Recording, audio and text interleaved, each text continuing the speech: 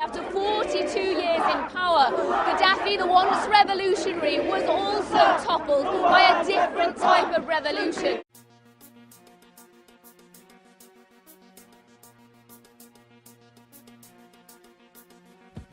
Since 2011, scholars around the world have been debating the role of social media in the context of the Arab Spring.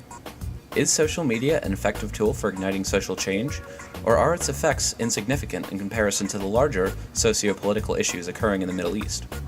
In the context of the 2011 uprising in Libya, the importance of social media has been in contestation. In February of 2011, Libyan citizens began protests against the government due to conflicts of political corruption, social instability, and human rights violations. Restrictions of internet usage were among these conflicts, as Libyans were unable to speak out against Gaddafi via the internet without having legal action taken against them.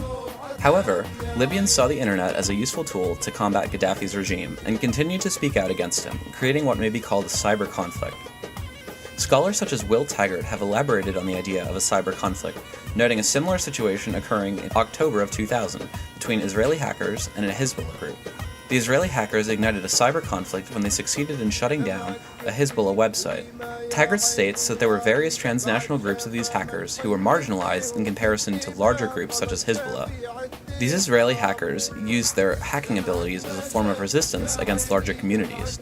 In comparison to the Libyan uprising in 2011, marginalized Libyan citizens, as well as citizens around the world, used social media as a form of resistance against the regime of Muammar Gaddafi, igniting a modern cyber conflict. On social media websites such as Facebook and Twitter, citizens spread information and images using hashtags such as February 17th, creating an international show of solidarity for the pro-democracy protesters in Libya.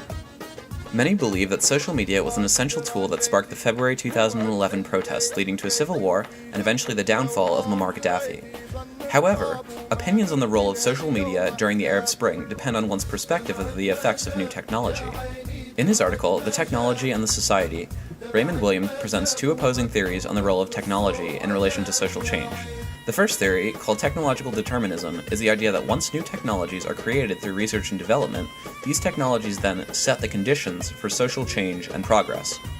When applying this theory to the Libyan uprising, one can imply that the collective action formed against Gaddafi's regime was the result of the creation and usage of social media. The second theory presented by Williams, called symptomatic determinism, emphasizes other causal factors in social change. This theory states that technology is a byproduct of a social process that is otherwise determined. It only acquires effective status when it is used for purposes which are already contained in this known social process. When comparing this theory to the Libyan uprising, the role of technology, in this case, the role of social media, is de-emphasized. While scholars will continue to present theories pertaining to the importance of social media during the Libyan uprising, we can be sure that social media was a tool that was used to combat state control. Whether it was an effective tool or not is an idea that will continually be in contestation.